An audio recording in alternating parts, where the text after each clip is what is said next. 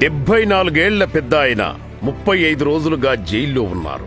ఈ వయసులో ఆరోగ్యాన్ని ఎంతో జాగ్రత్తగా కాపాడుకోవాలి. అలాంటిది తెలుగుదేశం పార్టీ అధినేత నారా చంద్రబాబు నాయుడు గారు అనేక అనారోగ్య సమస్యలతో ఎదురీదుతున్నారు.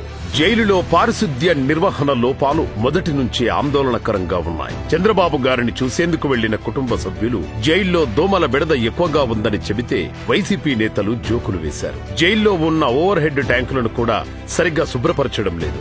కలుషిత నీటితో అనేక వ్యాధులు వచ్చే ముప్పు ఉంది. చంద్రబాబు గారు డీహైడ్రేషన్ తో బాధపడుతున్నారంటే ఇదొక కారణం కావచ్చు.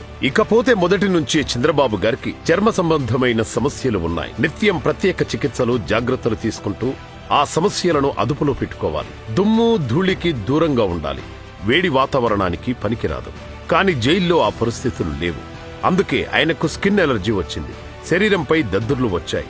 చర్మం కందిపోయింది. జైలు అధికారులు ప్రభుత్వ ఆసుపత్రి నుంచి వైద్యులను పిలిపించి మందులిప్పించారు.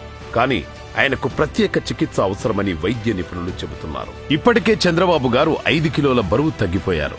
మరో 2 కిలోల బరువు తగ్గితే అది మూత్రపిండాలకు ప్రమాదకరంగా మారుతుంది. డాక్టర్లు స్టెరాయిడ్స్ వాడమని చెబుతున్నారు. కానీ చంద్రబాబు గారు నిరాకరిస్తున్నారు.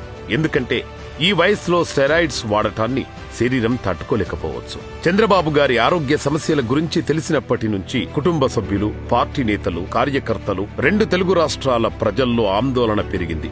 ఇప్పటికే ఆయన అక్రమ అరెస్టును ఖండిస్తూ నిరసన కార్యక్రమాలు చేస్తున్న ప్రజలు చంద్రబాబు గారికి ఏమైనా జరిగితే జగన్ రెడ్డిదే బాధ్యత అంటూ ఆగ్రహం వ్యక్తం చేస్తున్నారు. చంద్రబాబు గారు ఆరోగ్య సమస్యల నుంచి త్వరగా కోలుకోవాలని, ఎప్పటిలా ఎనర్జెటిక్ గా మన మధ్య తిరగాలని హృదయపూర్వకంగా కోరుకుందాం.